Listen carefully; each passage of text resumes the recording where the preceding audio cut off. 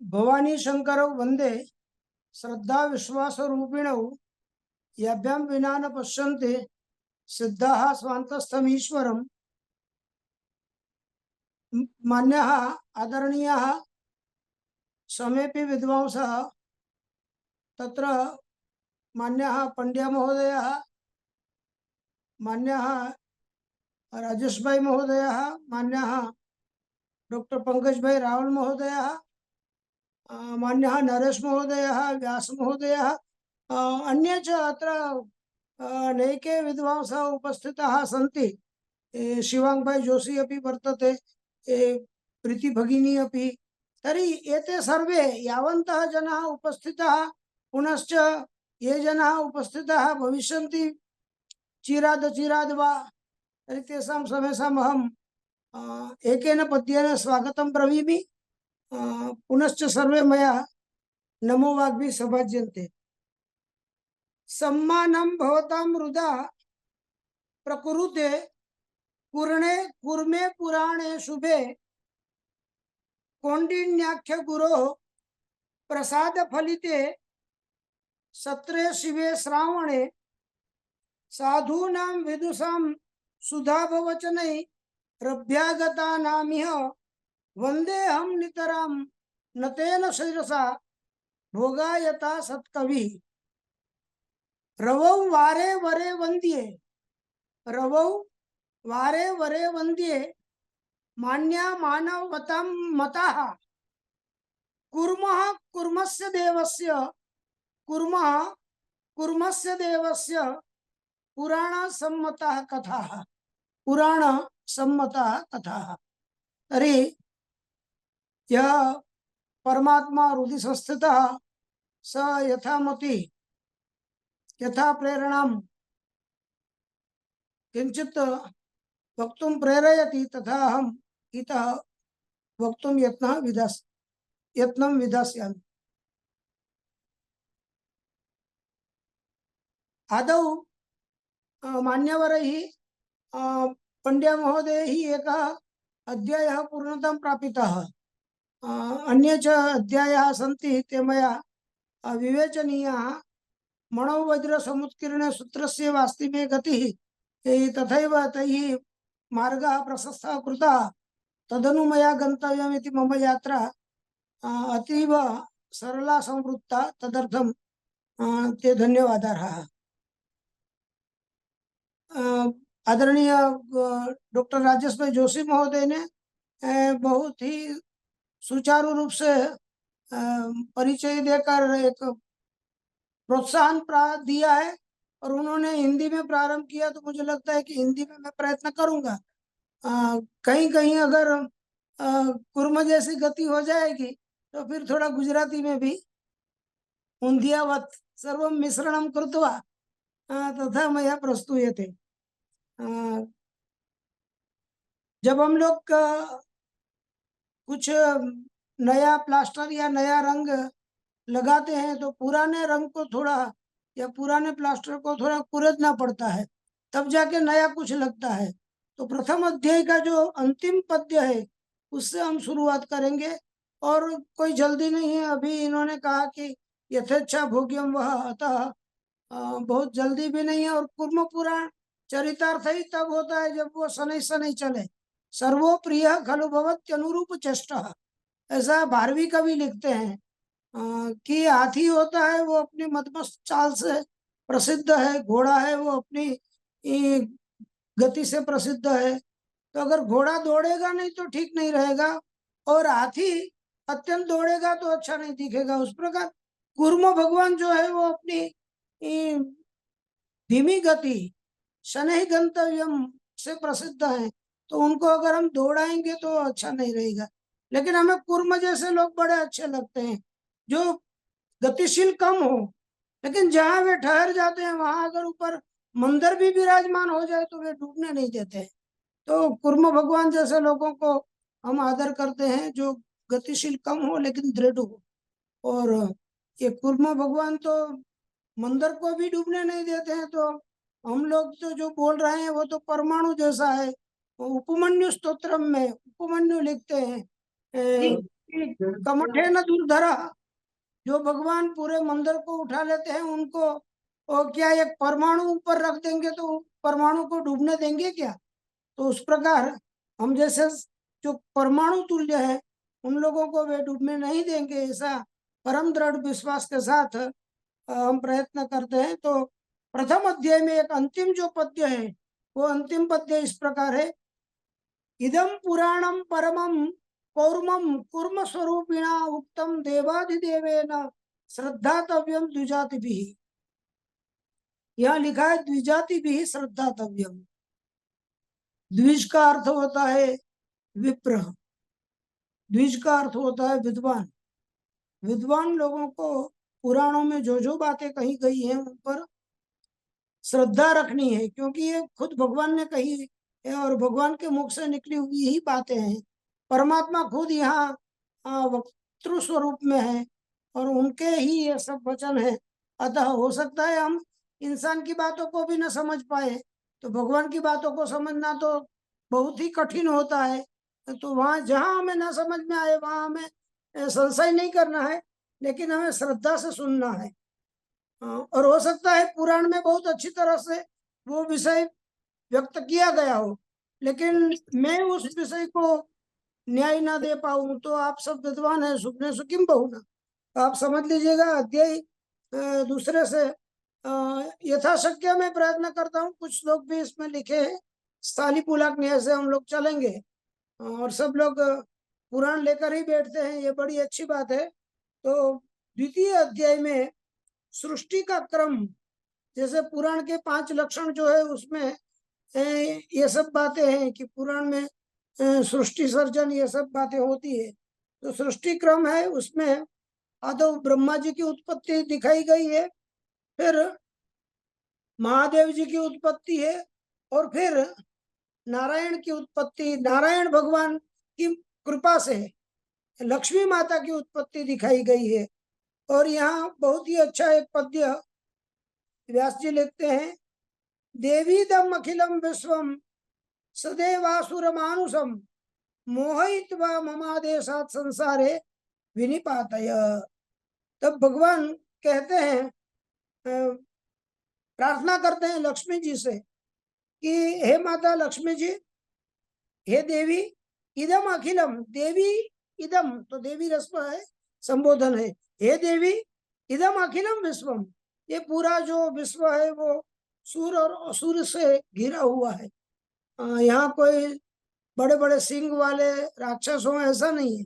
जिनके सात्विक भाव होते हैं वो सूर हैं, वे सूर हैं, और जो तामस लोग हैं वे असुर हैं। तो सभी जगह पर अंधेरा भी होगा, उजाला भी होगा, रात भी होगा, दिन भी होगा। सृष्टि में विरोधाभास होता ही है। तो अगर सारे के सारे सज्जन हो तो भी सृष्टि की प्रक्रिया नहीं चलती, सारे के सारे दुर्जन हो तो भी नहीं चलती। इस प्रकार ये सार आसार से जुड़ी हुई सृष्टि है। तो भगवान लक्ष्मी जी से प्रार्थना करते हैं कि संसार में आप सबको मुग्ध कर दीजिए। तो असुर तो लक्ष्मी से मुग्ध हो ही जाते हैं, उन लोगों को तो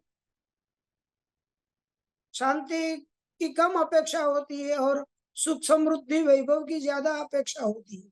यहाँ एक बात यह भी ध्येय है, जब हमारा मन श्रेय को छोड़ के प्रेय की अपेक्षा करने लगे विशेषतः, तो समझ लेना कि हमारे अंदर आसुरी वृत्ति जन्म ले रही है। तो संसार में सभी लोगों को मुग्ध कर दीजिए ऐसा कहा, जिसके कारण सबको संसार अच्छा लगे। बीमार है तो उसको भी लगता है कि हम 100 साल जिए। अगर कोई मरने के अंतिम क्षण में है तो भी उसे लगता है कि हम संसार को जी ले। तो संसार में इतना मोह आप कर दो कि सबको ये संसार अच्छा लगे, छोड़ने का मन ही न हो और सब उसमें संसार में लिप्त हो जाए। तब भगवान ने आदेश दिया कि नहीं नहीं, ऐसा नहीं हो सकता। हे माता जी, हे लक्ष्मी जी, आप सबको मुग्ध नहीं करना, इन लोगों को छोड़ देना। अब जो यहाँ विशेषण दिए गए हैं कुछ 4-5 श्लोक है, बड़े अच्छे श्लोक है, इसलिए मैंने लिखे हैं। यहाँ जो विशेषण दिए हैं उन लोगों को लक्ष्मी जी मुग्ध नहीं करती। लक्ष्मी होती है लेकिन जलकमलवत, लक्ष्मी माता का संपत्ति का प्रभाव नहीं पड़ता। ये बड़ी अच्छी बात है। संपन्न हो लेकिन संपन्न होने के साथ जो दुर्गुण आते हैं, अभिमान आदि, वो सब न हो। तो इतने विशेषण अगर हमारे पास है तो हमें समृद्धि कोई गलत काम नहीं करवा सकती। ज्ञान योग रतान दानतान, इसका जो मुख्य वाक्य है वो है कि दूरतः परिवर्जयत। हे माता जी, आप इनको दूरतः, पास ही नहीं जाना इन लोगों के पास। ये जो है उनको दूर से ही छोड़ देना, उनको क्षमा कर देना। कैसे लोग? तो ज्ञान योग रतान, जो ज्ञानी है, यथार्थ ज्ञानी, जो वेद वेदांग का यथार्थ दर्शन कर पाते हैं और जो क्रियान्वित ज्ञान रखते हैं।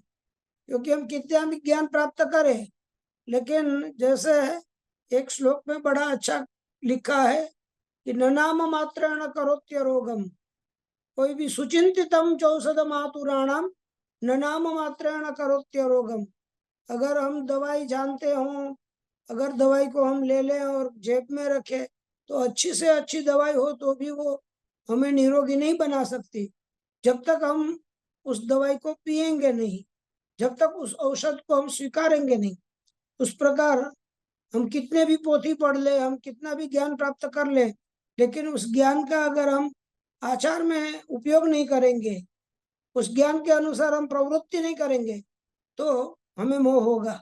तो यहाँ ज्ञान योग ऐसा लिखा है, जो ज्ञान हम प्राप्त करते हैं उसको हम क्रियान्वित करेंगे तो हमें लक्ष्मी का कोई प्रभाव नहीं होगा।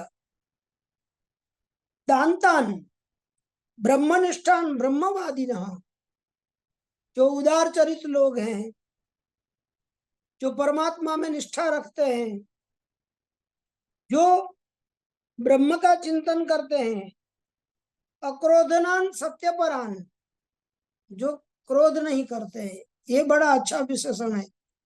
आजकल छोटे बच्चे भी बहुत क्रोधी हो जाते हैं, सब फन चढ़ा के ही बैठे होते हैं। हम लोग बहुत बार ट्रेन में, बस में यातायात करते हैं तो देखते हैं कि छोटे छोटे बच्चे सुबह में जाते हैं, लेकिन सपोलों की तरह वे बड़ा क्रोध व्यक्त करते हैं, शांत नहीं बैठते। तो अक्रोध ना, वैसे उसमें भी अक्रोध ना, शौच परायण, ये सब विशेषण दिए गए। क्रोध नहीं करना, अपनी शांति को बनाए रखना है। समंदर में बाहर से कितना भी तूफान तरंगे हो, लेकिन अगर समंदर की गहराई में जाए तो समंदर शांत होता है, वह अपनी मर्यादा, अपना किनारा नहीं छोड़ता। इस प्रकार हमें क्रोध पर काबू लाना है। फिर सत्यपरायण, हमें सत्य का अनुभव करना है, सत्य का अनुसरण करना है, और वो भी सत्य एकदम पवित्र होना चाहिए। सत्यम न तत्यच्छलनानुविद्धम नरो वा कुंजरो वा, है ऐसा असत्य, ऐसा सत्य नहीं, एकदम निर्मल सत्य होना चाहिए। सत्य का भी एक प्रकार है, तो निर्मल सत्य, अगर ऐसे लोग हैं तो उनको दूर से आप छोड़ दो। फिर ध्यानिनो निर्ममान शांतान धार्मिकान वेद पारगान जापिनस तापसान विप्रान दूरतः परिवर्जयेत, जो भगवान का ध्यान लगाते हैं। और योग शास्त्र भी कहता है कि ध्यान से चित्त वृत्तियों का शमन होता है, योगश चित्त वृत्ति निरोधः। तो जो लोग ध्यान करते हैं उन लोगों को छोड़ दो। निर्मम, जिन लोगों को इदम न मम की आदत है, जो ये मेरा मेरा नहीं कहते हैं, मेरा मेरा कहते हैं, वो मर जाते हैं। इदम न मम, ये मेरा नहीं है, त्याग भावना वाले हो, निर्मम व्यक्ति हो, उन लोगों को छोड़ देना। फिर आगे अक्रोधन लिखा है, बाद में शांतान लिखा है। अक्रोधन का मतलब क्रोध आए लेकिन उस पर संयम रखे। जब हमारा स्वभाव होगा तो क्रोध आता ही रहेगा, लेकिन जब उस पर हम काबू करने का प्रयत्न करेंगे, हम बहुत ध्यान करेंगे, तो फिर हमारा एक स्वभाव बन जाएगा कि हमें क्रोध आना ही छोड़ देगा। जैसे अतृणे प्रतितो वह्नि स्वयं एव उपशाम्यति, एक सुभाषित में ऐसा कहा गया है कि जहाँ तृण नहीं होगा, जहाँ खुराक नहीं होगी, वहां अगर कोई चिंगारी गिरेगी धूल में तो भी वह पनप नहीं पाएगी, वो ज्वाला का स्वरूप नहीं ले पाएगी। तो इस प्रकार अगर क्रोध आने लगेगा लेकिन हमारा स्वभाव ही शांत हो जाएगा तो फिर क्रोध फलित नहीं होगा। इसलिए शांत प्रकृति वाले लोगों के पास आप नहीं जाना। धार्मिक जो धर्म अपना कर्तव्य निभाते हैं ऐसे लोगों से दूर रहना। जो वेद विज्ञान को जानते हैं उन लोगों के वेद पाठियों के पास आप नहीं जाना। जो जापी ना, जो जप करते हैं, यज्ञानाम जप यज्ञोस्मि, नितराम जो मालाएं जपते हैं, राम नाम जपते हैं, प्रभु संस्मरण करते हैं, उनके पास नहीं जाना। फिर तापस जो लोग हैं, तपस्वी जो लोग हैं, तप की बड़ी महिमा है। खुद को तपा कर दूसरों को जो रोशन करते हैं, ऐसे जो तपस्वी लोग हैं उन लोगों के पास मत जाना। और विप्रान विशेषण प्रिय वयम विप्रा, परमात्मा को जो प्रिय होते हैं, जो भगवदीय होते हैं, ऐसे लोगों के पास नहीं जाना। लक्ष्मी जी को सावधानी भी दी गई है यहाँ पर कि आपको अगर मैं कह दूं कि आप जाओ तो भी आपका अनर्थ हो जाएगा। इसलिए आपको भी मैं सावधान करता हूँ कि आप ऐसे लोगों के पास ही नहीं जाना, दूर से छोड़ देना, वरना उन लोगों के पास जाएंगे तो वे तो शाप दे देंगे तो आप भी कष्ट में आ जाएंगे। वेद वेदांत विज्ञान संचिन्ना शेष संशयान, जिन लोगों को मन में संशय नहीं होता, जो लोग वेद पढ़ते हैं, वेदांग पढ़ते हैं, विज्ञान ये सब पढ़ते हैं, उन लोगों को संशय कभी होता ही नहीं है। अतः ऐसे निस्संदेह जो लोग हैं उन लोगों से दूर रहना। महायज्ञ परान विप्रान, जो लोग यज्ञ करते हैं ऐसे विप्रों के पास नहीं जाना। अध्ययनम अध्ययनम अध्ययनम अध्यापनम दान परिग्रह यजन याजन, ये सब षटकर्म जो है विप्र के, ये सब यज्ञ गिने गए हैं श्रीमद् भगवद गीता में। तो स्वाध्याय यज्ञशील जो लोग हैं, लोग अध्ययन अध्यापन करते हैं, जो दान परिग्रह करते हैं, इन सब लोगों से आप सावधान रहना। ये यजंती जपर होम देव देवम महेश्वरम स्वाध्यायेन इज्जया दूरात् तान प्रयत्नेन वर्जयेत्। एक यहाँ विशेषण और भी आ गया, प्रयत्नेन। प्रयत्नेन का अर्थ है वहां तो अगर कभी कभार ऐसा होता है ना कि हम लोग कुछ चीजों को छोड़ने का प्रयत्न करें तो भी हमें ऐसा गुरुत्वाकर्षण होता है कि हम उधर चले जाते हैं। तो अगर लक्ष्मी जी को बहुत ही इच्छा हो कि मैं वहां चली जाऊं, उन लोगों को परेशान करूं, उन लोगों को माया मुक्त करूं, तो भी नहीं जाना। प्रयत्न पूर्वक अपने आप को रोक लेना कि जहां लोग जप करते हैं, फिर उनका दशांश होम करते हैं, तर्पण मार्जन वो सब करते हैं और महादेव की उपासना करते हैं। यहाँ एक वाक्य और भी ध्येय है, जैसे कूर्म पुराण है, अगर हम अवतारों की बात करें तो कूर्म भगवान विष्णु का अवतार है, लेकिन यहाँ कूर्म पुराण में ज्यादातर अध्यायों में परमात्मा शिव की महिमा बहुत अच्छी तरह गाई है।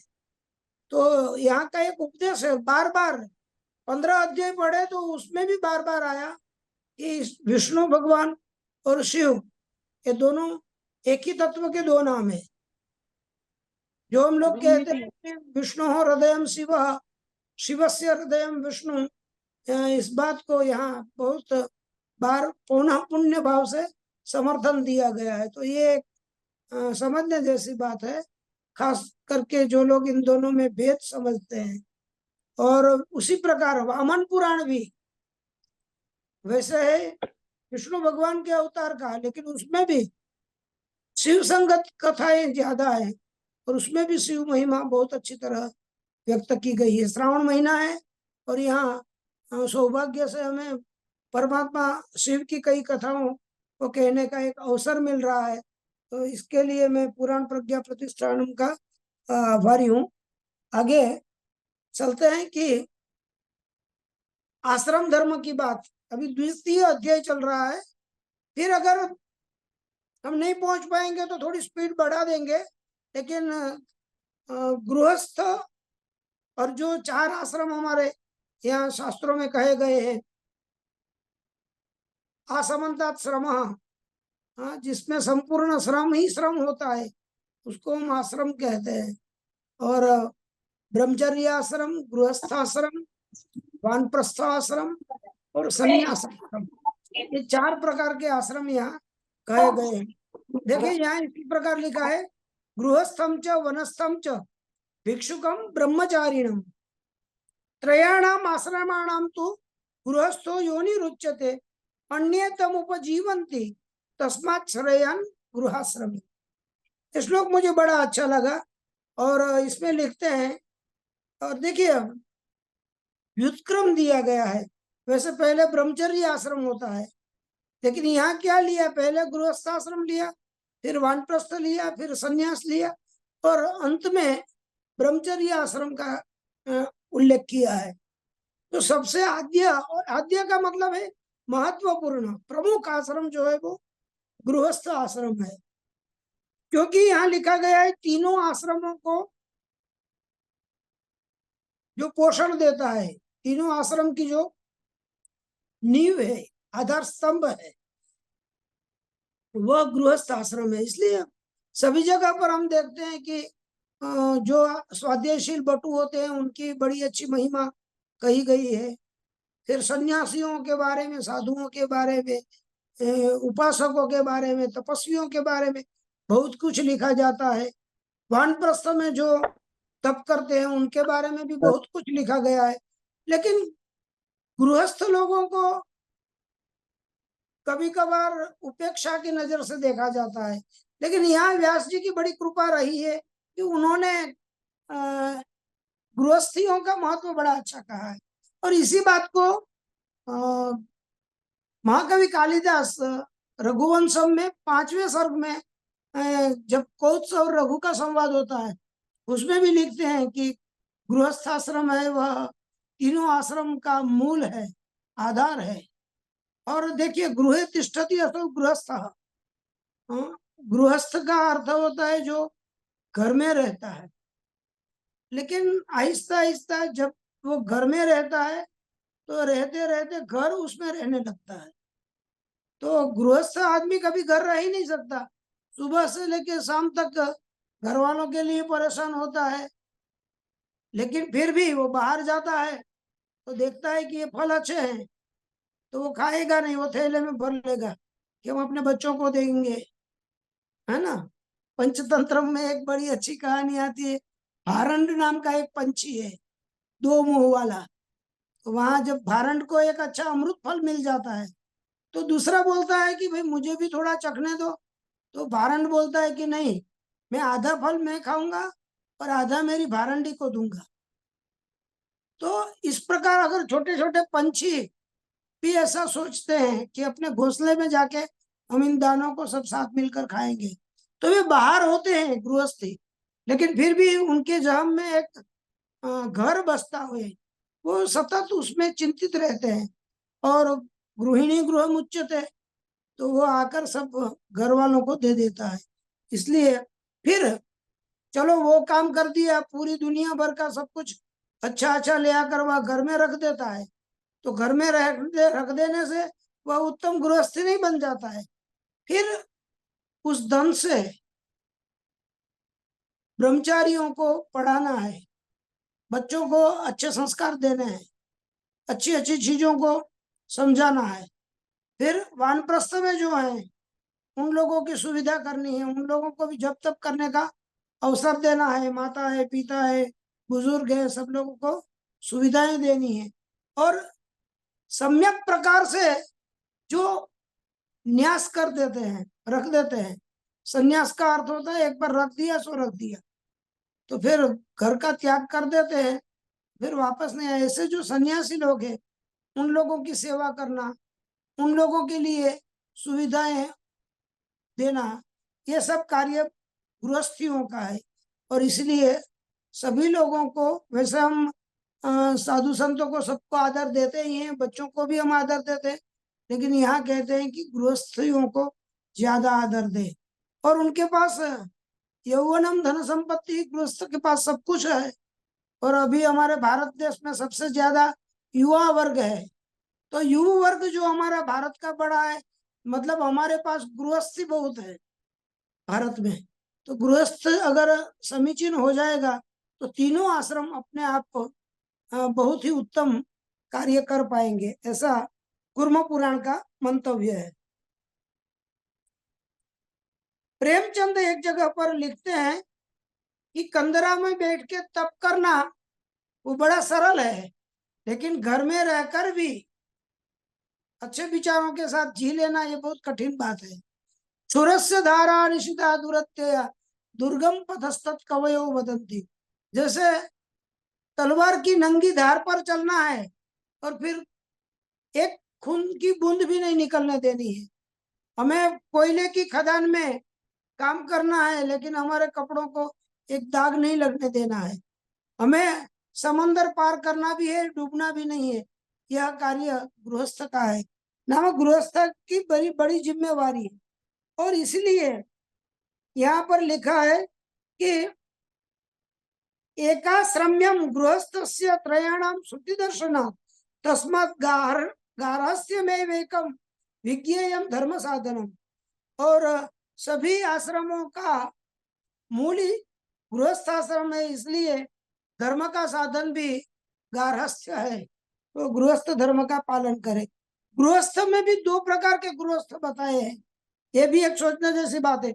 उदासीन साधकश्च गृहस्थो द्विविधो भवेत्। गृहस्थ लोग दो प्रकार के होते हैं, तो उसमें एक जो है वह उदासीन है और दूसरा साधक है। ना एक ऐसा है जो घर की बहुत परवाह करता है, पूरा अंदर डूबा हुआ है, बाहर ही नहीं निकल पा रहा है, पूरा का पूरा उसमें जैसे गुड़ में मक्खी जीती है उस प्रकार। और दूसरा ऐसा है कि जो अपना कर्तव्य परायण होकर कर्तव्य पालन करता है, लेकिन जल कमलवत रहता है। तो इस प्रकार गृहस्थी के दो प्रकार भी कहे गए हैं। तो मुझे लगता है कि उसमें सभी के वैसे दो दो प्रकार का है, ब्रह्मचारी के भी दो प्रकार का है उसमें, कि एक जो है वो उपकुर्वाण है, दूसरा है वो नैष्ठिक ब्रह्मचारी है। उपकुर्वाण का मतलब है कि पढ़ना लिखना जब तक हो तब तक वह उपासना करता है, गुरु के सानिध्य में रहता है और बाद में गृहस्थी में प्रवेश करता है। और जो नैष्ठिक है वो फिर अध्ययन करते करते इतना वैरागी बन जाता है, फिर वह गुरु के साथ ही रहता है, वह यथार्थ रूप में अंतेवासी बन जाता है। तो यहाँ विद्यार्थियों को भी ये सोचना है कि हम लोगों को उपकुर्बान बनना है या नैष्ठिक बनना है। वे वैसे तो वे स्वभावतः ही होते हैं, बनने से ऐसे नहीं बन पाते। तो ये बात कही गई है। आगे पुरुषार्थ चतुष्टय की बात कही है। धर्मश्च अर्थश्च कामश्च त्रिवर्ग त्रिगुणोत्तम त्रिगुणो मतः सत्वम रजस्तमश्चेति तस्मात् धर्मम समाश्रयेत्। तो धर्म अर्थ काम और ये जो त्रिवर्ग है और अंत में मोक्ष, तो यहाँ कहा गया है कि धर्म है वो सत्व गुण से जुड़ा हुआ है, अर्थ है वो रजोगुण से जुड़ा हुआ है, और काम है वो तमोगुण से जुड़ा हुआ है। तो तीनों गुणों के बिना चलता नहीं है। जैसे हमारे शरीर में वात पित्त कफ तीनों गुण होते हैं, उस प्रकार हमारे स्वभाव में भी ये तीनों गुण होने ही होने हैं। लेकिन हम प्रयत्न करेंगे तो सत्व का अतिरेक होगा, तो हम धर्म पालन ज्यादा करेंगे, हम कर्तव्य निष्ठ बनेंगे, हम ब्रह्मनिष्ठ बनेंगे। अगर हमारे में रजोगुण ज्यादा होगा तो हम आर्थिक प्रवृत्ति ज्यादा करेंगे, दौड़ते ही रहेंगे। लेकिन न जातु कामानाम उपभोगेन साम्यति हविषा कृष्णवर्त में वो भूयैव विवर्धते। महाभारत का ऐसा लिखते हैं। अतः हम ज्यादा अर्थ कमाएंगे तो फिर हमें अर्थ के साथ काम अपने आप आता है कि हम ये ले लें, हम वो ले लें। और फिर जैसे अग्नि में जितना भी हम घी डालेंगे तो अग्नि कभी काष्ठ और घी से संतुष्ट नहीं होती। अग्नि नारायण है, वह ज्यादा वृद्धि प्राप्त करते हैं। उसी प्रकार वो आग भड़कती ही रहती है। तो सत्व गुण का अतिरेक हो, ऐसा प्रयत्न हमें करना चाहिए। और उसका अतिरेक कब होगा? धर्म के कार्यों से। और धर्म के कार्य करते जाएंगे तो हमारे अंदर सत्व गुण है वो वृद्धि प्राप्त करेगा। फिर यहाँ आश्रम के कुछ नियम बताए हैं। तीसरा अध्याय चल रहा है, यानी एक अध्याय पूरा हुआ अभी, अब तीसरा अध्याय। ना हमारे लिए दूसरा अध्याय है ये। द्वितीय अध्याय पूर्ण हुआ। एक अध्याय में 15-20 मिनट जाती है, तो 16-14 अध्याय नहीं होंगे, थोड़ी स्पीड आगे ले लेंगे। वानप्रस्थाश्रमं गत्वा न गृहं प्रविशत् पुनः। तो यहाँ एक कहा गया है कि अगर वानप्रस्थ में चले गए तो फिर हमें गृहस्थ आश्रम में वापस नहीं आना है। वैसे एक रघुवंश में अपवाद मिल रहा है हमें। रघुवंश में महाकवि कालिदास लिखते हैं कि अज राजा को गादी सौंप दी रघु राजा ने, लेकिन वे वन में नहीं गए। पुत्र ने बहुत आग्रह किया तो उन्होंने राज के महल के बाहर एक छोटी सी कुटिया बना ली, और राजलक्ष्मी का उपभोग कभी नहीं किया। वे सामान्य सन्यासी के रूप में वहां रहते थे। वहां एक उपमा भी बड़ी अच्छी दी गई है, चिंतनीय भी है। जैसे कोई सर्प होता है, वो अपनी केंचुई निकाल दे, बाद में फिर वो पहनता नहीं है, उस प्रकार रघुराजा ने राजलक्ष्मी को छोड़ दिया। फिर वे राजद्वार में प्रवेश उन्होंने राजद्वार में प्रवेश नहीं किया। तो उस प्रकार एक निदर्शन महाकवि कालिदास लिखते हैं कि अगर हम वानप्रस्थ, अभी वन में तो कहाँ जाएंगे हम, वन तो रहे ही नहीं। शेर को भी वन नहीं मिल रहे हैं, तो फिर हमें इंसानों को कैसे मिलेंगे? तो कहते हैं कि घर को ही वन समझ लीजिए, और घर में भी यथारण्यम तथा गृहम। क्लेश युक्त गृह को वन कहते हैं, ऐसा नहीं है। शांति युक्त घर बनाए, तो उस घर में कोई एक ऐसा स्थान बनाए कि जहाँ आप अपना जप तप कर सके। तो घर में भी हम वानप्रस्थ का पालन कर सकते हैं। ये महाकवि कालिदास का एक सुझाव है।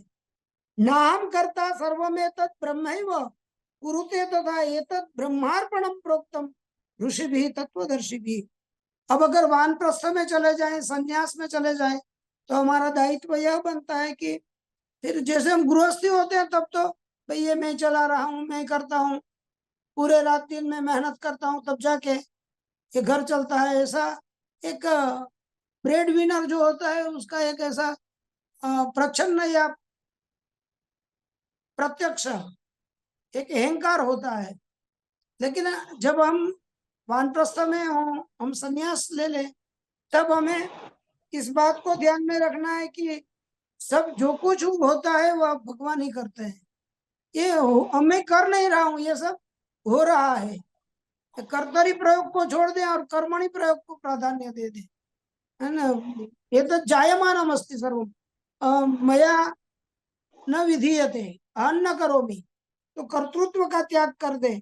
और कहते हैं कि अगर हम कर्म करें और हम कर्म कर नहीं है, हम कर्म नहीं कर रहे हैं, कर्म परमात्मा करवाते हैं और कर्म होते हैं, ऐसा अगर हम समझ लें, तो इससे उत्तम कोई ब्रह्मार्पण नहीं है। फिर हमें ब्रह्मार्पणम ब्रह्म हविर ब्रह्माग्नो ब्रह्मणाहुतम ये सब बोलने की जरूरत नहीं है, क्रियान्वित हो जाता है।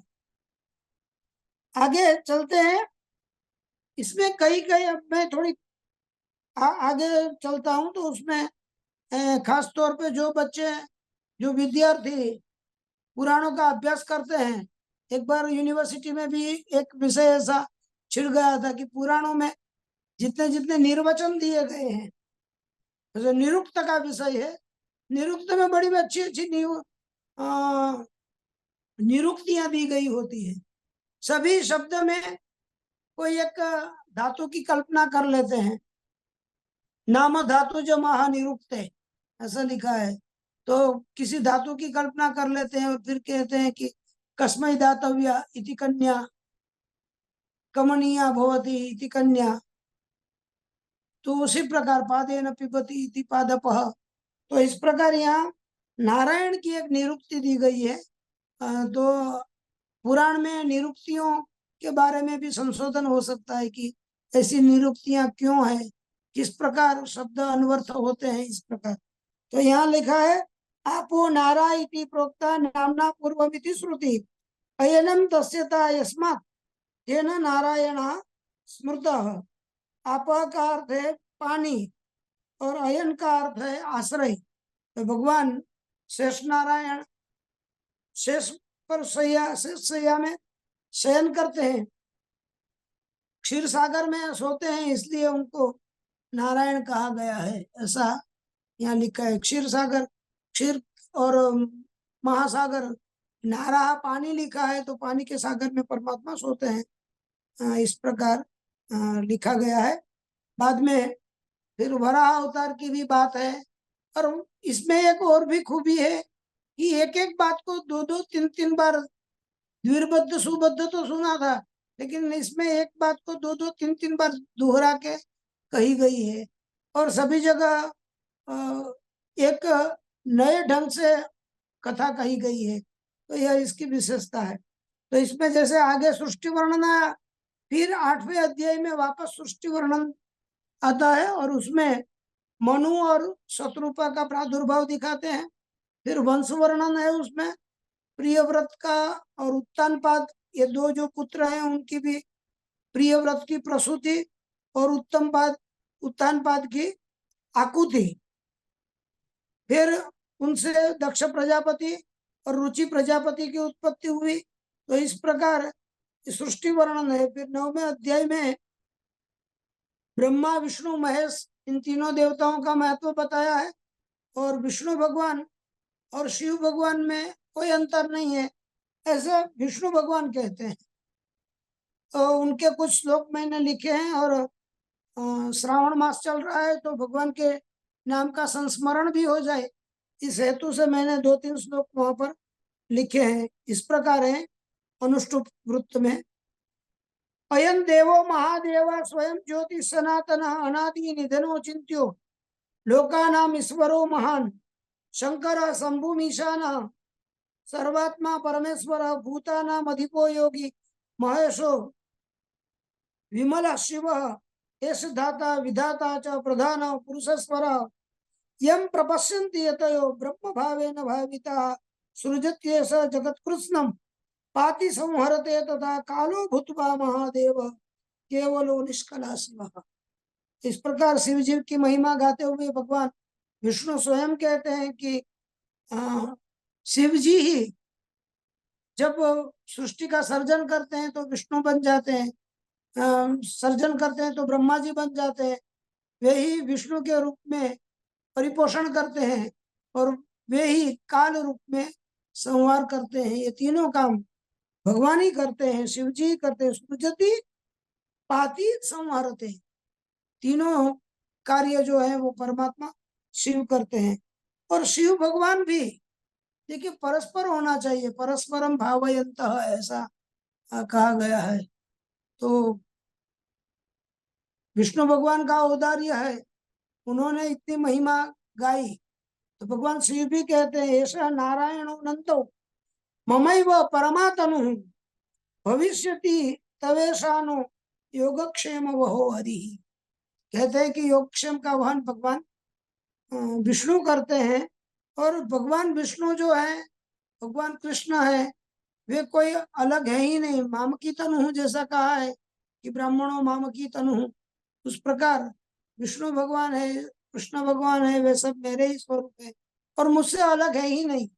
अगर हम विष्णु की पूजा करेंगे तो शिव की पूजा अपने आप हो जाएगी।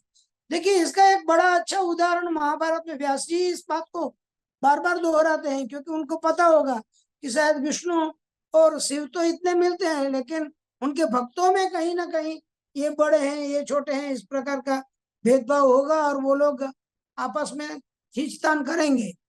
तो वहां महाभारत में जब जयद्रथ वध का एक प्रसंग आता है, तो कृष्ण भगवान अर्जुन को उठाते हैं कि भाई तुम सोए हो, कल तो बड़ा एक निर्णायक युद्ध करना है तुम्हें, और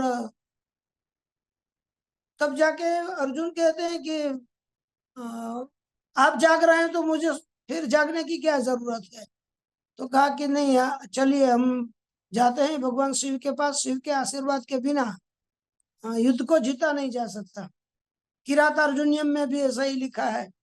तो वहां शिव जी के पास जाते हैं तो अर्जुन देखते हैं कि अ, जो फूल सोने से पहले कृष्ण भगवान के चरणों में रखे थे, वही फूल शिव जी के चरणों में उन्होंने देखे। तब अर्जुन को पता चल गया कि मैं जो कृष्ण की पूजा करता हूँ वह कृष्ण शिव से अलग नहीं है। जो जो मैं कृष्ण अर्पण करता हूँ वो सब शिवार्पण ही हो जाता है। तो अगर हम हृदय से शिव जी को अर्पण करते हैं तो कृष्ण भगवान को मिल जाता है। कृष्ण भगवान को हम अर्पण करते हैं वो शिवार्पण हो जाता है। इस बात को महाभारत में भी कहा गया है, कुर्म पुराण में भी कहा गया है। यही बात फिर वामन पुराण में भी अ, उल्लिखित है। तो बड़ी अच्छी बात है और हमें भी ये बात ध्यान में रखनी चाहिए। फिर आगे मधु कैटभ की उत्पत्ति दिखाते हैं। क्रोधेन महता विष्टौ महापर्वत विग्रहौ कर्णांतर समुद्भूतौ देवदेवस्य सांगीणः। चंडी पाठ में भी हम पढ़ते हैं विष्णु कर्ण मलोद्भूतौ, ऐसा। तो यहाँ मधु और कैटभ दो राक्षस हैं, उनकी उत्पत्ति कान से दिखाई गई है। तो कान की बड़ी महिमा है। बहुत बहुश्रुत बने अच्छा सुने, और जो मधु कैटभ जैसे विचार हो उनको बाहर निकाल दे, दोनों व्यूअर में प्रवेश ही ना करने दे। वरना वो मेल जैसे छोटे छोटे होते हैं, बाद में फिर बड़े राक्षस बन जाते हैं, फिर मारना बहुत कठिन हो जाता है। तो उस प्रकार भगवान को भी यहाँ दो स्वरूप लेने पड़े और दोनों स्वरूप से एक एक का वध करना पड़ा है। भगवान फिर रुद्र के मुंह से ब्रह्मा जी के मुंह से भगवान रुद्र प्रकट होते हैं। मधु कैटभ का वध किया, फिर बाद में भगवान रुद्र की उत्पत्ति दिखाते हैं वापस। रुरोध सुस्वरम घोरम देव देव स्वयं शिव रोदमानम ततो ब्रह्मा मारोदीत्य भाषत रोदनाथ रुद्र इत्येवं लोके ख्यातिम गमिष्यति। तो भगवान जन्म लेते ही जैसे सब बच्चे रोते हैं, उस प्रकार भगवान भी लीला करते हुए रोने लगे। लेकिन रुद्र भगवान है तो उनका रोना भी कोई सामान्य नहीं होगा। उस प्रकार बहुत चीख चीख कर रोने लगे। तो रोदन सुनकर उनका नाम रुद्र रखा गया है। तो ये भी एक रुद्र का निर्वचन यहाँ दिया गया। एक दूसरी बात यह है कि यहाँ कोई कथा का एक, जैसे भागवत जी में है उस प्रकार, या महाभारत में है उस प्रकार, कोई कथा का एक सतत प्रवाह नहीं चलता है। थोड़ी थोड़ी देर में कथाएं बदलती रहती है। तो इस प्रकार क्वचित रसभंग भी हो जाता है। तो हमें पुराण की कथाएं हैं इस प्रकार, इससे भी हमें अभ्यस्त होना चाहिए। फिर भगवान की 8 मूर्तियों का वर्णन है। सूर्यो जलम मही वह्निर्वायुराकाशमेव च दीक्षितो ब्राह्मणश्चंद्र इत्येता अष्टमूर्तयः। यहाँ 8 मूर्तियां जो पृथ्वी जल तेज वायु आकाश इस प्रकार की कही गई है। तब हमें महाकवि कालिदास याद आते हैं। शाकुंतलम में मंगलाचरण में महाकवि कालिदास इन्हीं मूर्तियों का वर्णन बड़े अच्छे रूप शायद श्रद्धरा वृत्त में करते हैं। या सृष्टि सृष्टुराद्या वहति विधिहुतम या हवर्या च होत्री ये द्वे कालम विधत्तः सद्विषय गुणा या स्थिता व्याप्य विश्वम या माहु सर्वबीज प्रकृतिरिति यया प्राणिनः प्राणवन्तः प्रत्यक्षाभि प्रपन्नस्तनुभिरवतु बस्ताभि दृष्टाभिरीशः। वैसे परमात्मा शिव जी अष्टमूर्ति और ये प्रत्यक्ष मूर्तियां हैं। तो कुछ लोग कहते हैं कि भगवान कहाँ है, तो देखो तो भगवान सभी जगह पर है। वैसे एक तत्व चिंतक है, नाम मैं नहीं लेता हूँ, लेकिन उनका एक प्रस्ताव है, उनकी एक बात मुझे बड़ी अच्छी लगती है। बार बार मैं सोचता हूँ। वे कहते हैं कि अगर आपको समंदर को आप देखें, आप आसमान को देखें, आप पर्वतों को देखें, नदियों को देखें, और तब इन सब जगहों पर आपको परमात्मा का स्वरूप न दिखे तो पत्थर के मंदिरों में जाके मूर्ति में ढूंढने की कोशिश नहीं करना। सही बात है, ये सब विभूतियां हैं भगवान की, तो ये प्रत्यक्ष भगवान है। मंदिर भी जाए, मूर्ति का अनुष्ठान भी करें, लेकिन जो प्रत्यक्ष हमें भगवान मिलते हैं, सूरज है, चांद है, आसमान है, नदी है, ये सब जो है वे परमात्मा के प्रत्यक्ष स्वरूप है। अगर इनमें परमात्मा न दिखे तो ये हमारी नजर कमजोर है। फिर आगे लिखते हैं, ब्रह्मा जी ने जब आदेश किया भगवान को कि आप सृष्टि का सर्जन कीजिए, तो देखिए जैसा अंदर होगा वैसा बाहर निकलेगा। तो भगवान ने तो भूत प्रेत अजर अमर सबको कर दिए और ऐसी सृष्टि बनाई है। वैसे मुझे लगता है कि भगवान शिव की अगर सृष्टि चल जाती तो कोई डिप्रेशन में नहीं होता, क्योंकि वैसे स्मशान में जो रहने के आदी हों उन लोगों को अगर सही जगह पर रहने को ना मिले तो भी कोई चिंता नहीं। हमें तो पंखा, हमें एसी, हमें सुविधाओं की जरूरत होती है। भूत प्रेतों को कोई सुविधाएं नहीं, जरूरत नहीं पड़ती। भगवान की सृष्टि दिगंबर है तो उनको सूट बूट ये वो सब ये चीजों की सुविधाओं की जरूरत नहीं है। तो भगवान की सृष्टि है वो एकदम नैसर्गिक सृष्टि है। तो यहाँ जो अभी प्रॉब्लम्स चल रहे हैं वो सब शिव जी की सृष्टि नहीं चली उसके कारण है। और फिर एक दूसरे को मार डालते हैं, मौत से डरते हैं। भगवान ने तो अजर अमर सृष्टि बना दी, कोई मरे ही नहीं। कोई मरे ही नहीं तो फिर कोई किसी को कैसे मार सकता है? तो कोई किसी का हत्या करना, खून करना ये सब आएगा ही नहीं, सभी अजर अमर। तो यहाँ सृष्टि बना रहे थे तो भगवान ने कहा, मां साक्षी इद्रुसिर देव प्रजा मृत्यु विवर्जिता अन्य सृजस्व भूतेश जन्म मृत्यु समन्विता। अरे मृत्युंजय, आप मृत्यु वाली सृष्टि न बना, अमर सृष्टि न बनाए, आप मृत्यु विवर्जित सृष्टि नहीं, मृत्यु समन्वित सृष्टि बनाए। भगवान कहते हैं मैं तो मृत्यु वाली सृष्टि बना नहीं सकता। और देखिए एक ये भी बात है कि मृत्यु है वो माँ है, आचार्यों मृत्यु हो ऐसा कहा गया है। मृत्यु की भी एक महिमा है। महिमा शब्द संस्कृत में पुल्लिंग में चलता है, हिंदी में स्त्रीलिंग। तो मृत्यु की भी एक महिमा है। अगर मृत्यु नहीं होती तो हमें जीवन भी इतना अच्छा नहीं लगता। मैंने कई उपन्यास का सार पढ़ा था, उसमें ऐसा था कि लोगों को अजर अमर बना दिया जाए तो कैसा रहेगा। तो अब अजर अमर बना दिया तो सब लोग सोचते हैं अब सोते रहे तो 10-5 साल सोते ही रहेंगे, सालों की क्या कमी है। फिर कोई मौत से भी नहीं डरता था, मरना ही नहीं है। तो इस प्रकार इतनी अस्त व्यस्त सृष्टि हो गई और सब जीने से फिर बोर आ गए, कंटाल गए कि कितना जिएंगे। किसी को पूछो तो 500 साल, कोई 1000 साल, कोई 2000 साल, और पीढ़ियों के पीढ़ियां, दादे परदादे उसके दादे, 100 पीढ़ियों तक सब लोग जिंदा ही रहते थे। तो सब लोगों को कुछ नया नया देखना है, लेकिन पुराना देखते देखते वे लोग थक गए। तो सब लोग ढूंढने लगे कि कहीं मृत्यु मिल जाए तो हम लोग अब नया जन्म लेना चाहते हैं। तो मृत्यु है वह नए जन्म की माता है। जब तक हम मरेंगे नहीं तब तक हम नया जन्म नहीं पा सकते। इसलिए मृत्यु भी एक सौंदर्य है। मृत्यु मंगलाय कल्पते, हमारे यहाँ मृत्यु को भी मंगल कहा गया है। तो इस प्रकार यहाँ मृत्यु की महिमा दिखाई गई है।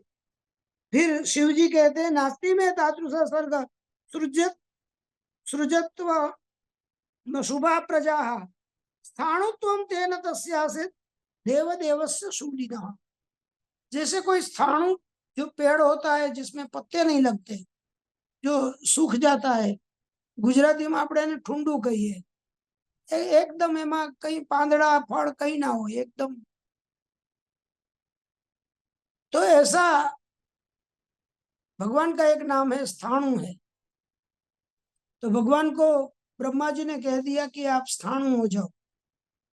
स्थाणु में कुछ फिर पत्ते नहीं लगते, फल नहीं लगते। आपकी सृष्टि ऐसी है कि जिसमें आगे कोई रूप नहीं है, कुरूप है। इसलिए आप अपनी सृष्टि बंद कीजिए। और शिव जी ने कहा कि मैं ऐसी अशुभ सृष्टि नहीं कर सकता। देखिए, भगवान के नियम से, शिव जी के नियम से, जैसे हम लोग जिसको अशिव कहते हैं, उनकी दृष्टि से वो शिव है। वे कहते हैं कि स्मशान ही सही है, स्मशान ही सत्य है, तो स्मशान में रहना हम अशुभ मानते हैं। लेकिन भगवान कहते हैं आखिर में सबको जाना तो वही है, तो उसे हम अशुभ कैसे कह सकते हैं? तो भगवान कहते हैं कि अगर मृत्यु वाली सृष्टि जैसा हम जी रहे हैं, तो वो तुम्हारी अशुभ सृष्टि है, ऐसा काम मैं नहीं कर पाता। और बाद में उन्हें स्थाणु कह दिया गया। वहां स्थाणु की भी उस प्रकार एक निरुक्ति कही गई है। आगे हम 11वें अध्याय पर जाते हैं। यहाँ पूरा का पूरा अध्याय जो है वो शिव और पार्वती माता पर है। ब्रह्मा जी ने जब आज्ञा की तो शिव के शरीर के दो भाग हुए। अर्धनारी नरवपु दुष्प्रक्षोति भयंकर विभजा मानमा इत्युक्त्वा ब्रह्मा चांतर दधे भयात् ततोक्तोऽसौ द्विधाश्रित्वं पुरुषत्वम् अथाकरोत् विभेद पुरुषत्वं च दशता चैकदा पुनः। जब भगवान ने कहा कि आप स्वरूप लो, तो उन्होंने अर्धनारीश्वर का स्वरूप लिया।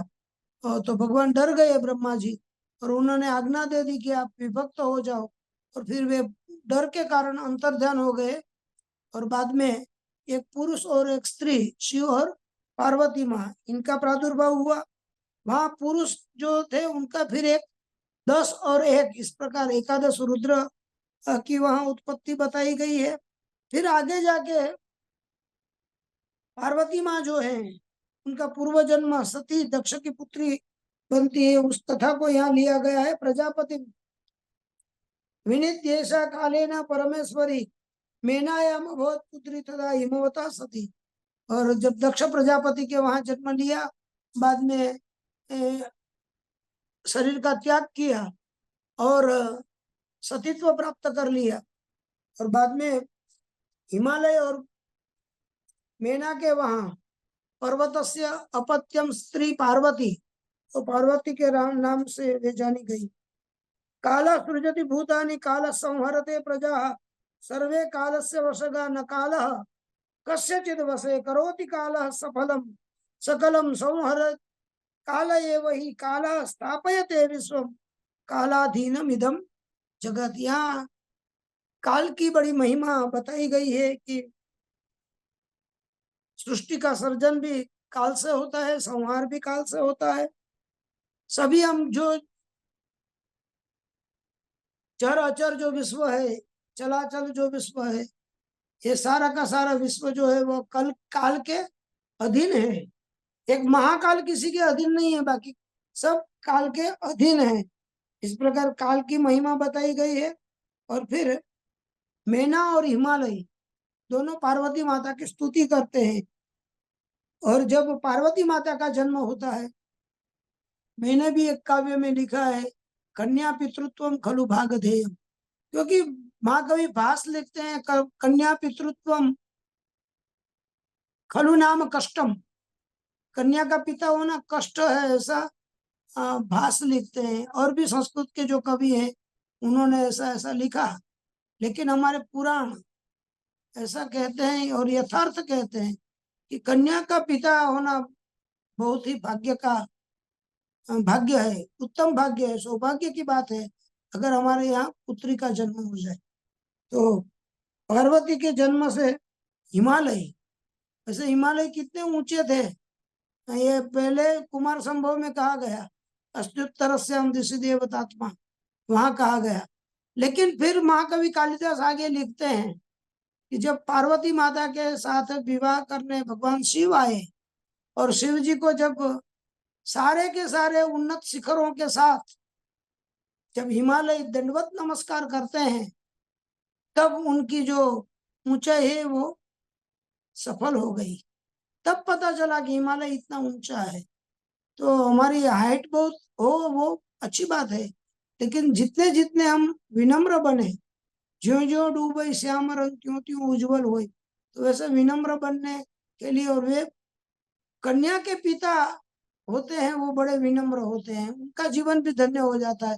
तो हिमालय तो पहले पत्थर के थे, पहले ऊंचे थे, लेकिन जब माता पार्वती का जन्म हुआ तब वे शीतल हो गए, तब वे पिघल गए, तब वे विनम्र हो गए और महादेव जी का वहां बैठने का सौभाग्य उनको प्राप्त हुआ। तो यहाँ लिखते हैं, अद्य में सफलम जन्म, अद्य में सफलम तपः, यन्मे साक्षात त्वं अव्यक्ता प्रसन्ना दृष्टि गोचरा। फिर पूरा बहुत वर्णन किया है कि हे देवी, आप पुत्री के रूप में मुझे प्राप्त हुई, तो आज हमारा गृहस्थ आश्रम भी धन्य हो गया। तो मैना और हिमालय बड़ी प्रसन्नता व्यक्त करते हैं। मया नास्ति समो लोके देवो वा दानवोऽपि वा, जगन्माते व मत्पुत्री संभुता तपसा यतः। पुत्री का जन्म बहुत तप के बाद होता है, बहुत तपश्चर्या करनी पड़ती है, तब जाके पुत्री के पिता बनने का सौभाग्य प्राप्त होता है। तो यहाँ हिमालय कहते हैं, आज मेरे सामने देवता भी तृणवत है और दानव भी तृणवत है। आज तो मैं इतना ऊंचा हो गया हूँ, इतना बड़ा हो गया हूँ, आज मैं बड़भागी हो गया हूँ, क्योंकि जगन माता पार्वती जो जगदम्बा है वो मेरे यहाँ पुत्री के रूप में आई है, तो ये मेरा बड़ा सौभाग्य है। फिर मैना भी कहती है, ध्यानेन कर्म योगेन भक्त्या ज्ञानेन चैव हि प्राप्त्यहम् हे गिरिश्रेष्ठ नान्यथा कर्म कोटि भी ज्ञानेन कर्म योगेन भक्ति योगेन वान् रूप सर्व संसार मुक्त्यर्थम ईश्वरम सततम श्रिय कर्मणा मनसा वाचा शिवम सर्वत्र सर्वदा समाराधय भावेन ततो यास्यति तत्पदम। देवी माता पार्वती कहती है कि अगर हमें जगदम्बा को पाना है, अगर हमें परमात्मा की कृपा पानी है, तो यहाँ 3 रास्ते भगवत गीता में जो कहे गए हैं वही है कि कर्म का रास्ता है, तो निर्मम भाव से कर्म करें, फल की अपेक्षा के बिना कर्म करें, भक्ति समन्वित कर्म करें और ज्ञान समन्वित कर्म करें। तो जो भगवत गीता में भक्ति, ज्ञान और कर्म, ये 3 रास्ते दिखाए हैं और तीनों के तीनों परस्पर अन्योन्य आश्रित है। उस प्रकार यहाँ भी कहा है कि कर्म कोटि करके प्राप्त नहीं कर सकते, लेकिन भक्ति समन्वित कर्म करेंगे, ज्ञान समन्वित कर्म करेंगे, ब्रह्मनिष्ठ कर्म करेंगे, तो ब्रह्मनिष्ठ कर्म से हमें परमात्मा की प्राप्ति होगी। तो इसी बात को 2 बार कहा गया है इसलिए, और परमात्मा शिव की उपासना करें। यह अध्याय जो है वह सबसे दीर्घाति दीर्घ अध्याय है। 336 श्लोक यहाँ पर दिए गए हैं। बाद में 12वां अध्याय भृगु, मरीच, पुलत्स्य, अत्रि आदि जितने ऋषिगण हैं और फिर दक्ष कन्याएं हैं, उनके विवाह, उनके संतान, उनकी परंपरा, ये सब वर्णन यहाँ पर आता है। असुत मेना मेनाकम प्रोंचम तस्यानुजम तथा गंगा हिमवतो जज्ञे सर्वलोकैक पावनी। फिर आगे पार्वती का जन्म तो हुआ, बाद में मैना ने मेनाक नाम का एक पुत्र और दूसरा पुत्र है क्रौंच, ये 2 पुत्र को जन्म दिया और हिमालय से गंगा का प्रादुर्भाव हुआ, जिस गंगा ने लोगों का कल्याण किया। आगे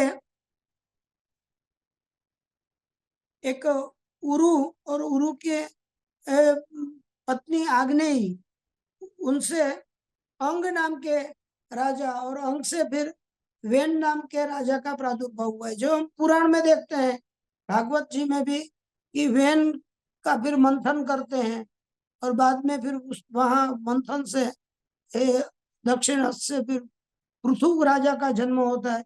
यहाँ पर ऐसा नहीं लिखा है, यहाँ लिखा है कि वेन है, उसके वहां ही पुत्र के रूप में फिर पृथु का जन्म हुआ और वेन का पुत्र था, इसलिए उनको वैन्य कहा गया। बराबर। फिर उसी वंश में आ गए एक शिखंडी राजा थे और शिखंडी का एक सुशील नाम का पुत्र हुआ। तो सुशील की एक कथा यहाँ नहीं है, और सुशील जो था, सुंदरम शीलम यस्य सुशील यथार्थ नामा वह राजा था। अहो में सुमाद भाग्यम तपांसी सफलानि में किं करिष्यामि शिष्योऽहं तव मां पालयानघ सोऽनुगृह्यात् राजानं सुशीलं शीलसंयुतं शिष्यत्वे परिजग्राह तपसा क्षण कल्मषु। फिर वह वन में जाता है, वहां तप करता है और तप से उसे शिव जी का साक्षात्कार होता है और वहां स्तुति करता है और बाद में वह संन्यास्त हो जाता है। इस प्रकार सुशील का यहाँ बड़ा अच्छा चरित्र दिया गया है।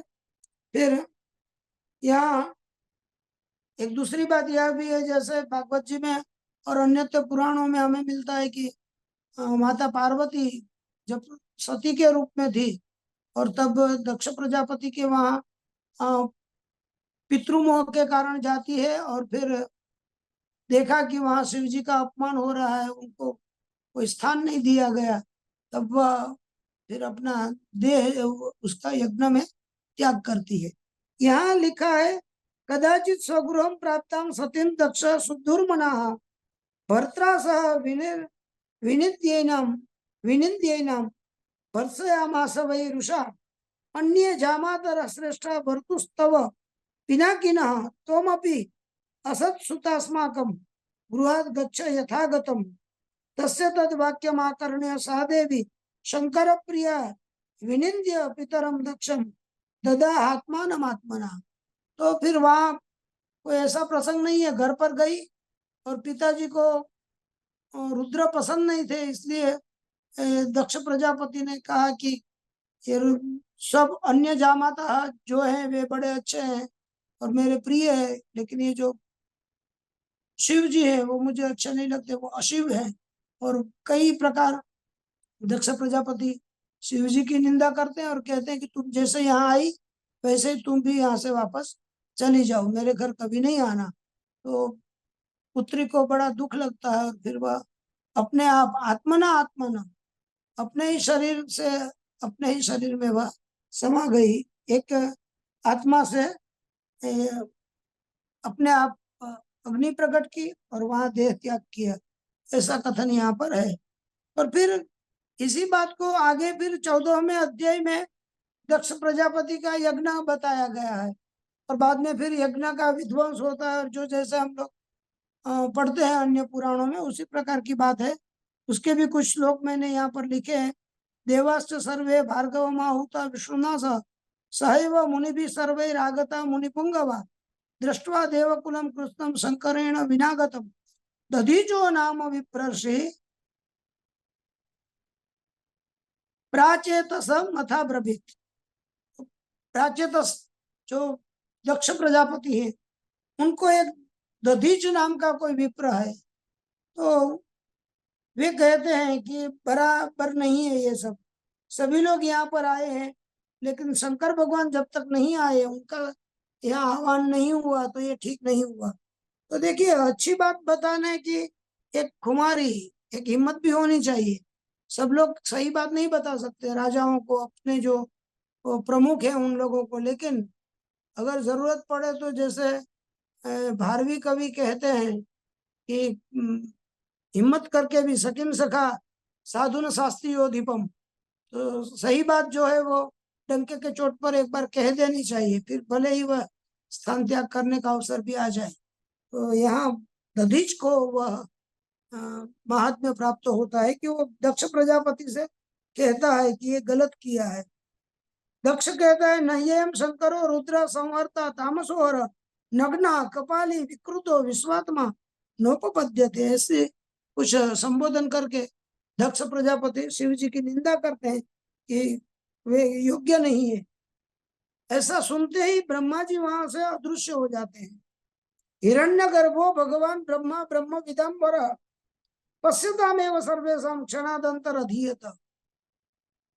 तो देखिए कुमार संभव में महाकवि कालिदास लिखते हैं, एक पद्य बड़ा अच्छा है उसमें, जब भगवान बटु के स्वरूप में आते हैं और शिव जी की निंदा करते हैं परीक्षा के लिए माता पार्वती की, तो पार्वती कहती है अपनी सखी से कि इसे रोक लिया जाए। निवार्यता मालिकिमप्ययं बटु पुनर्विवक्षु स्फुरिता धरोष्ठ न केवलम यो महतो व भासते शृणोति तस्मादपि यो स पाप भक्। जहाँ हम किसी को रोक नहीं पाते हैं, और अगर किसी की निंदा हो, पूज्य व्यक्ति की निंदा हो रही हो, तो हमें सुननी नहीं चाहिए, हमें रोकनी चाहिए। और अगर हम रोकने समर्थ नहीं है तो हमें वहां से दूर चले जाना चाहिए। इस प्रकार ब्रह्मा जी भी वहां से अदृश्य हो गए, वहां से चले गए। दधीच ने फिर कहा, ये एक अच्छी बात है। मैं एक अन्योक्ति में भी मैंने लिखा है कि मैं जुगनू को आदर देता हूँ, कि जुगनू भी एक बार प्रकाश को लेकर एक बार क्रांति करने को प्रयत्न करता है। कश्ती छोटी होती है लेकिन वो समुद्र से लड़ जाती है। तो ऐसा कुछ छोटे हों लेकिन वो क्रांतिकारी कार्य करें तो उनको आदर देना जरूरी है।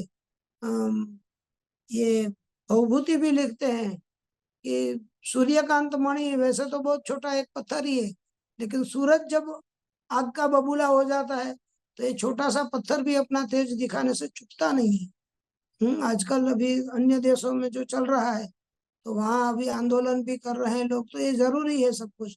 यहाँ शास्त्रों में लिखा गया है कि जब न्याय न मिले तो उसका विरोध होना ही चाहिए। तो इस बात को यहाँ दधीची फिर डट गए, फिर कहते हैं अपूज्य पूजने चैव पूज्यानां चाप्य पूजने नर पापम अवाप्नोति महद् वै नात्र संशयः असतां प्रग्रहो यत्र सतां चैव विमानता दंडो येन कृतस्तत्र सद्यः पतति दारुणः। कहते हैं कि जो अपूज्य लोग पूजे जाएं तो ये भी गलत है, और पूज्य लोगों का अपमान हो यह भी गलत है। और नर को जो लोग ऐसा देखते हैं या करते हैं उन सब लोगों को पाप भुगतना पड़ता है। तो ये बात सतम विमानता असतम प्रग्रह, दुर्जनों की वाहवाही हो और सज्जनों का अपमान हो। या फिर एक देखिए ऐसा भी कहा गया है यहाँ परोक्ष रूप में, आगे स्फुट रूप में भी कहते हैं कि अगर हम दुर्जन की प्रशंसा करते हैं तो सज्जन की निंदा अपने आप हो जाती है। अगर हम दुर्जन को सम्मान देने लगे तो सज्जन का अपमान न करे तो भी वो एक परोक्ष रूप से अपमान ही हो गया। तो इस प्रकार जब ऐसे यज्ञ जैसे या कुछ बड़े अवसर हों तो पूज्य पूज्य व्यतिक्रम जो है उसका बड़ा ध्यान रखना चाहिए। ये बात पुराणकार लिखते हैं। फिर वहाँ यज्ञ का विध्वंस होता है, फिर वीरभद्र जी आते हैं, और वीरभद्र जी तो रुद्र का ही स्वरूप है। फिर पूरा का पूरा वहाँ विनाश हो जाता है, और फिर दक्ष प्रजापति स्तुति करते हैं और भगवान तो आशुतोष है, फिर वे प्रसन्न हो जाते हैं। देखिए यहाँ पर माता पार्वती जो है वे खुद ही कहती हैं कि मेरे पिता के यज्ञ का आप विध्वंस कर दो। तो भगवान वीरभद्र का प्रकट करते हैं और वीरभद्र वहां जाके यज्ञ का ध्वंस करते हैं। और फिर जब दक्ष प्रजापति प्रार्थना करते हैं तो पार्वती माँ ही फिर कहती है कि अब उनको क्षमा कर दीजिए आप। तो भगवान भी बोलते हैं ठीक है हम क्षमा कर देते हैं, दिन को रात कहो रात कहेंगे, जो तुमको हो पसंद वही बात करेंगे। उस प्रकार भगवान फिर आशुतोष है तो प्रसन्न हो जाते हैं। तो यहाँ पर लिखा है, सब श्लोक में ही नहीं बोलता हूँ क्योंकि अब बहुत हमारे पास समय नहीं है, लेकिन एक श्लोक में बोल देता हूँ। ततो भगवती देवी प्रहसंती महेश्वरम प्रसन्न मानसा रुद्रम वच प्राह घृणा निधि। घृणा यानी दया, दया की निधि, करुणामयी है ना, ऐसी माता पार्वती। और हंसती हंसती प्रसन्नता से मुस्कान के साथ बोलती है। तब भगवान भी तथा प्रहस्य भगवान कपर्दी नील लोहित उवाच प्रणतान देवान प्राचेत स मतो हरा। और भगवान भी हंस पड़े। देखिए इनका गृहस्थाश्रम भगवान का कैसा, एक और पिताजी के वहां यज्ञ चल रहा है, पूरा का पूरा विध्वंस हो रहा है, वीरभद्र इधर उधर सब विनाश करने को तुले हैं, पूरा का पूरा एक तामस वातावरण है, उसमें माता पार्वती एकदम स्माइलिंग फेस है, मुस्कुराती है और शिव जी से बात करती है कि जाने दीजिए ना। और शिव जी भी इतने क्रोधी थे और वीरभद्र को जन्म दे दिया कह दिया, और पूरे के पूरे नक्शिक क्रुद्ध थे। लेकिन जब माता पार्वती के मुख की प्रसन्नता देखी तो वे भी यहाँ लिखते हैं तथा प्रहस्य भगवान, फिर भगवान भी हंस पड़े और कह जाने देते हैं, चलो कोई बात नहीं, इसको खत्म करो यहाँ इस बात को। तो गृहस्थ आश्रम वही उत्तम है जहाँ जितनी जल्दी से झगड़ा कलह स्वरूप ले ले, तत्काल फिर वो थम भी जाना चाहिए। एक हासिया एक मुस्कान आ गई, बस काम तमाम। तो यहाँ भगवान का धन्यो गृहस्थ आश्रम बहुत अच्छा है। फिर वेदानुवर्तिनो रुद्रम देवम नारायणम तथा एक ही भावे न पश्यन्ति मुक्ति भाजो भवन्ति ते यो विष्णु स स्वयं रुद्रो यो रुद्र स जनार्दन इति मत्वा यजेत देवम स याति परमाम गतिम। वहाँ कहा गया है, दक्ष प्रजापति कहते थे कि मैं तो भगवान विष्णु को ही देव मानता हूँ, वे पीताम्बर है और ये दिगंबर है। यहाँ कहा गया है कि दोनों एक ही हैं और दोनों को एक मानकर ही अगर हम यजन करें तो हमें फल मिलेगा, वरना हमें फल नहीं मिलेगा। और आगे चल के ऋषि अवतार की बात आती है। यहाँ अदिति पुत्र द्वयम लेभे कश्यपाद बल संयुतम हिरण्यकशिपुम ज्येष्ठम हिरण्याक्षम तथा परम। तो यहाँ दो पुत्रों की बात तो अन्य पुराणों में भी है ही, हिरण्यकशिपु और हिरण्याक्ष, दोनों में हिरण्य शब्द जो है वह समान है। सुवर्ण और खास करके अनीति से पाया गया सुवर्ण जो होता है वो कली का स्वरूप है, भगवत जी में कहा गया है। तो जो हिरण्य को सुवर्ण को संपत्ति को ही देखते हैं, जिनकी आंखों में संपत्ति और भोग ही है वे हिरण्याक्ष है, और जो सतत सुवर्ण के सपने ही देखते हैं वही शयन करते हैं, उसी को ही कशिपु समझ लेते हैं, तो वे हिरण्यकशिपु है। तो ऐसे दो पुत्र थे और दोनों पुत्रों की यहाँ बात कही गई है जो भागवत जी में और अन्य पुराणों में हमें कथा मिलती है। कथा से सब परिचित है, इसलिए कथा को पुनरुक्ति के रूप में हम कहना नहीं चाहेंगे, लेकिन यहाँ पर एक बात कही गई है वो बड़ी नई बात है। एक बात यह है कि भागवत जी में पहले हिरण्याक्ष का वध होता है, वराह अवतार लेकर भगवान उसका वध करते हैं। बाद में फिर नृसिंह अवतार होता है और हिरण्यकशिपु का वध होता है। यहाँ व्युत्क्रम दिया गया है, पहले नृसिंह अवतार है और बाद में वराह अवतार है। तो ये एक नई बात यहाँ हुई। विद्वान लोग कहते हैं कि कल्प के भेद से कथाओं में यह भेद प्राप्त होता है, वो इसी बात को हम यहाँ इस प्रकार समझे।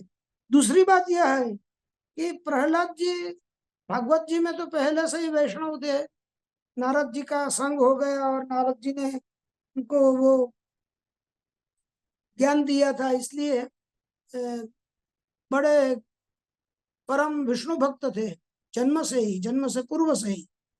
लेकिन यहाँ पर कहा गया है कि प्रहलाद जो है वे बड़े पितृ भक्त थे और पितृ की आज्ञा के अनुसार ही काम करते थे। तो विष्णु भगवान जब ऋषि का स्वरूप लेकर आते हैं तो पिताजी आज्ञा देते हैं कि जाओ प्रहलाद तुम इससे युद्ध करो और इसको परास्त कर दो, और ये सब शिव के भक्त थे ऐसा बताया गया है। तो प्रहलाद जी का और नृसिंह भगवान का अद्भुत युद्ध यहाँ बताया गया है और परस्पर अत्यंत युद्ध करते हैं। बाद में प्रहलाद जो है वह पाशुपत अस्त्र का प्रयोग करता है, लेकिन पाशुपत अस्त्र जो है वह जैसे भागवत जी में ब्रह्मास्त्र छोड़ते हैं और ब्रह्मास्त्र जो है वह प्रदक्षिणा करके फिर शांत हो जाता है, उस प्रकार यहाँ भी बताया गया है कि पाशुपत अस्त्र है विष्णु भगवान को नृसिंह भगवान को स्पर्श नहीं करता है, वहाँ वो अंतर्धान हो जाता है। तब प्रहलाद को ज्ञान हो जाता है कि ये भगवान है और इनसे हम नहीं जीत पाएंगे। तब जाके वह फिर पिताजी को समझाता है कि हम इनसे न लड़ें, आप माफी मांग लीजिए, आप इनकी स्तुति कर दीजिए। लेकिन फिर हिरण्यकशिपु मानता नहीं और दोनों का युद्ध होता है और पराजय होता है और वहां उसका वध होता है। तो ये एक बात है जो हम सुनते हैं कि वो स्तंभ था और उसमें से ऋषि का प्रागट्य हुआ, और वो सब बातें यहाँ पर नहीं लिखी। दूसरी बात फिर चाचा को भी समझाता है, हिरण्यकशिपु हिरण्याक्ष को भी, और बाद में बड़ा अच्छा राज्य चलता है और बाद में वराह के रूप में आकर हिरण्याक्ष का वध करते हैं।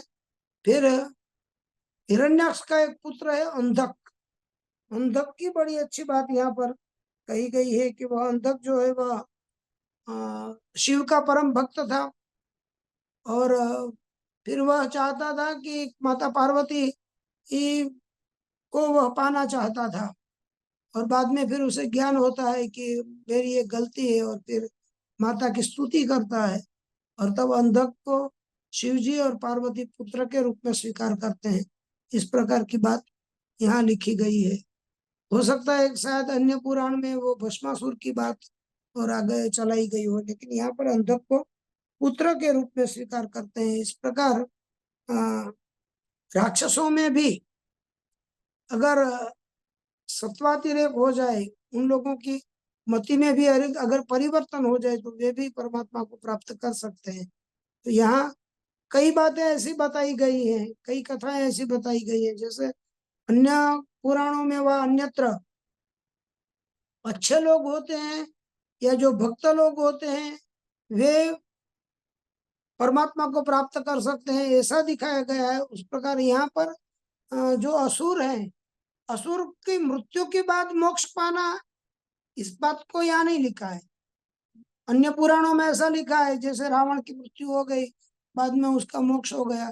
शिशुपाल का भी वैसे वध हुआ और भगवान के हाथ से मृत्यु हुई, तो उसका भी मोक्ष हो गया। इस बात को नहीं, यहाँ पर जीते जी उनका हृदय परिवर्तन हो जाए और बाद में वह भगवान के शरण में आ जाए, इस बात को यहाँ तो एक दुर्जनों को सज्जन बनने का एक प्रशस्त रास्ता यहाँ पर खुलता है। तो ये बात यहाँ अच्छी कही गई है।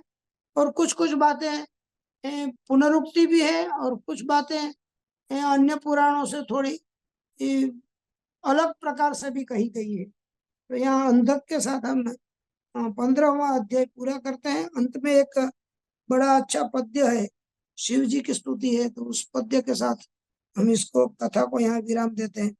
फणीन्द्रहाराय नमोस्तु तुभ्यं मुनीन्द्र सिद्धार्चित पाद युग्मम्। फणीन्द्रहाराय नमोस्तु तुभ्यं मुनीन्द्र सिद्धार्चित पाद युग्मम्। हे सर्वधर्म सन संस्थिताय नमः परन्ताय भवोद्भवाय नमः परन्ताय भवोद्भवाय। इस प्रकार परमात्मा की स्तुति के साथ 15 अध्याय की कथा को हम यहाँ विराम देते हैं। यथाधितम यथामति, जिस प्रकार मुझे समझ में आया उस प्रकार मैंने समझाने का प्रयत्न किया, और आप सब लोग सुनना है तो आप तो इससे भी ज्यादा पढ़ सकते हैं और समझ भी सकते हैं, लेकिन मेरा जो ये यत्न है वो आप सब लोगों के हृदय में समर्पित करता हूँ। श्रावण मास से सबको जय श्री कृष्ण, जय सोमनाथ, हर हर महादेव। भवद्भिः सर्वैः अहं श्रुतः तदर्थम आत्मानं धन्यं मन्ये। इस पुण्य श्रावण मास में शिव महिमा का गान करने के लिए मुझे यह अवसर दिया गया है, तो पुराण प्रज्ञा प्रतिष्ठानम का और इनके संयोजकों का मैं आभारी हूँ, ऋणी हूँ। अनुगृहीता वयम। नमो नमः। धन्यवाद।